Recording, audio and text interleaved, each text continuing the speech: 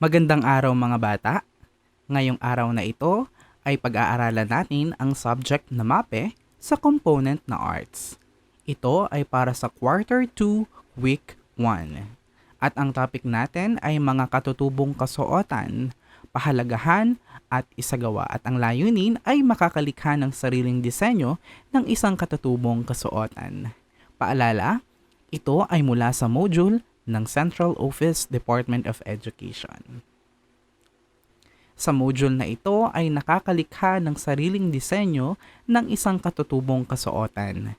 Makikita ang iba't ibang hugis, kulay at disenyo. Pagkatapos sa module na ito, ang mag-aaral ay inaasahang makakalikha ng sariling disenyo ng isang katutubong kasuotan. Okay. Kaya mo ba? Lagyan ng puso kung ito ay nabibilang sa palamuting etniko. Titingnan natin sa susunod na slide ang mga larawan at lagyan natin ng puso kung ito ay nabibilang sa palamuting etniko. Una, ito ay kasuotan. Ito ba ay nabibilang sa palamuting etniko? May puso o wala? Ang tamang sagot ay may puso. Ibig sabihin, ito ay kabilang sa palamuting etniko. Ikalawa, ito ay kasuotan muli. Sa tingin ninyo, ito ba ay kabilang sa palamuting etniko? Hindi. Ito ay hindi kabilang sa palamuting etniko. Ito namang susunod. Sa tingin nyo ba ay ito ay kabilang sa palamuting etniko? Muli, ito ay hindi kabilang sa palamuting etniko. Ito namang larawang ito. Sa tingin ninyo, ito ba ay kabilang sa palamuting etniko? Tama. Puso. Ibig sabihin, ito ay kabilang sa palamuting etniko. Ating tuklasin. Ang kasuotan at palamuti ay nagiging kaakit-akit sa paningin kung maganda ang pagkakadisenyo ng mga elemento ng sining tulad ng linya, hugis at kulay. Ang linya, hugis at kulay ay mga elemento ng sining na ating ginagamit sa paglikha ng ating mga disenyo. Gayon din ang ating mga katutubong pangkat etniko. Ang paggamit ng overlapping technique ay nakatutulong upang makatawag pansin ang isang disenyo. Ang overlap ay ang pagpapatong-patong ng mga linya, hugis at bagay sa larawan. Kung nakita natin ang mga larawan kanina, naroon ang tinatawag nating overlapping technique kung saan ay mayroong pagpapatong-patong ng mga linya, hugis at bagay sa larawan. Nagagawa nitong maipakitang gumagalaw ang isang larawan at maging makatotohanan ang sining. Nakatutulong din ang pagpili ng kulay sa kagandahan ng disenyo. Ang paggamit ng matitingkad na kulay kasama ang mapusyaw na kulay ay nakatutulong upang mapansin ang linya, hugis o bagay sa larawan.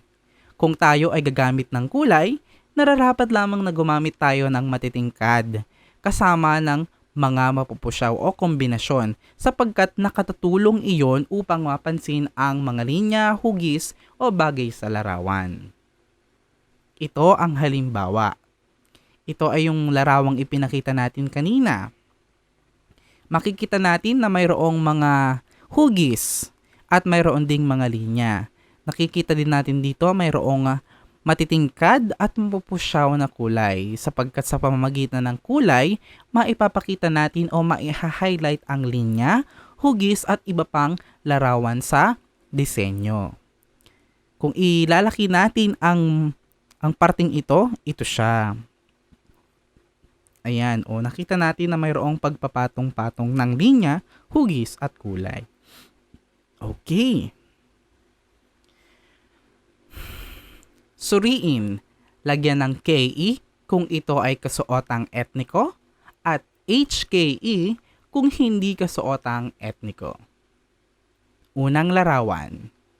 Sa tingin ninyo, ito ba ay KE o HKE? Ang sagot ay KE. Ibig sabihin, ito ay kasuotang etniko. Ito namang ikalawang larawan.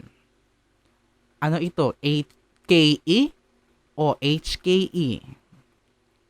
Ang sagot ay HKE. Hindi kasuotang etniko. Ang susunod na larawan, ito ba ay KE o HKE? Ang sagot ay KE, kasuotang etniko. Dahil makikita naman natin na mayroong mga disenyong etniko dito sa kasuotang ito. At ang ikaapat, ito ba ay KE o HKE? Ang sagot ay HKE, hindi kasuotang etniko. Subalit, makikitaan natin ito ng overlapping technique. Ito siya, ayan, yung nasa gitna. Okay. Kasuotan at palamuting etniko. Ngayon ay gagawa na tayo o lilikha ng sarili nating kasuotang etniko. Okay? Ibig sabihin, naririto ang mga paraan kung paano ba gumawa ng kasuotan at palamuting etniko. Ang mga kagamitan, mayroon tayong lapis, Manila paper, gunting, acricolor, brush, lalagyan ng tubig at basahan. At atin nang simulan kung paano ba ang mga pamamaraan. Mga hakbang sa paggawa. Una, mag-isip ng disenyo at tabas ng kasuotang maaaring isuot para sa nalalapit na pagdiriwang. Maaaring gumamit ng simbolo ayon sa gawain o pamumuhay tulad ng pangingisda, pagsasaka, pangangaso o pangunguha ng prutas. Maaari din tayong maglagay dito ng mga motif na napag-aralan natin noong unang quarter. Igawa ng pattern sa Manila paper at gupitin na parang kasuotan. Okay, so una, ito yung ating Manila paper. Ikalawa ay i-fold natin sa dalawa. Okay? Ayan. Ikatlo, nakita natin yung pattern na pat triangle. Yan ay gugupitin natin at isukat natin kung gaano ba kalaki ang ating ulo dahil yun ang parte kung saan isusuot natin ang ating ulo. At ito na siya, letter D. Ayan. Tila ba ito ay magiging isang kasuotan mismo natin? Ayan. Ikatlo, lagyan ng disenyo ang pattern ayon sa napag-aralan sa kasuotan ng pangkat etniko. Gumamit ng iba't ibang hugis. Maaaring lagyan ng mga disenyong kwintas at iba pang palawit. Maaari din natin gamitin dito ang tinatawag nating overlapping technique na kung saan tayo ay magpapatong-patong ng iba't ibang hugis, linya at kulay. Upang maipakita natin na kaaya-aya yung gagawin nating kasuotang etniko. Ikaapat, pintahan gamit ang acricolor, gumamit ng natural o walang halo na kulay para maging matingkad at dagdagan naman ng puti kung gustong maging malamlam ang isang kulay. At syempre, pagkatapos magpinta ay patuyuin ito. Okay? Ikalima, linisin ang mesa pagkatapos ng gawain. Syempre, dapat kailangan nating linisin ang mga pinaggamitan natin. Narito ang halimbawa ng kasuotang etniko na yari sa Manila paper. Ayan. So, ayan, nakita natin na mayroong iba't ibang linya at palamudi. Ayan, o, di ba?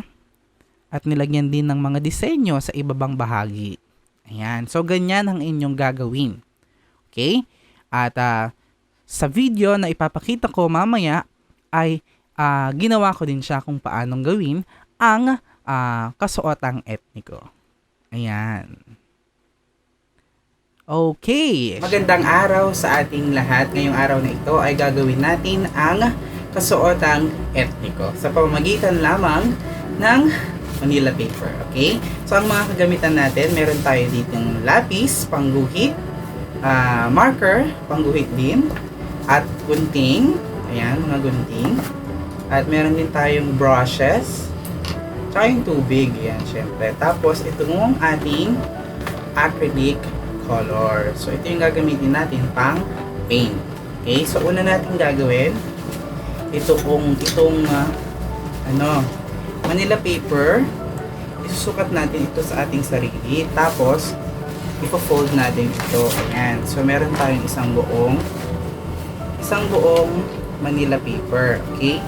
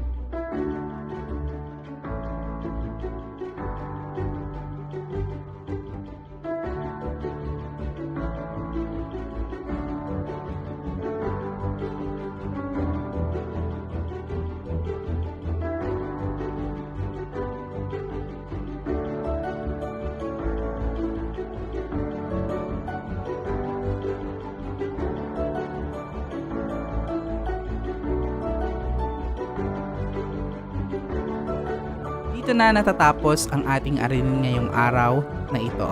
Maraming salamat at kung hindi ka pa nakaka-subscribe sa aking YouTube channel ay subscribe now at i-hit mo na ang notification bell para mas updated ka sa mga videos na i-upload ni Teacher G.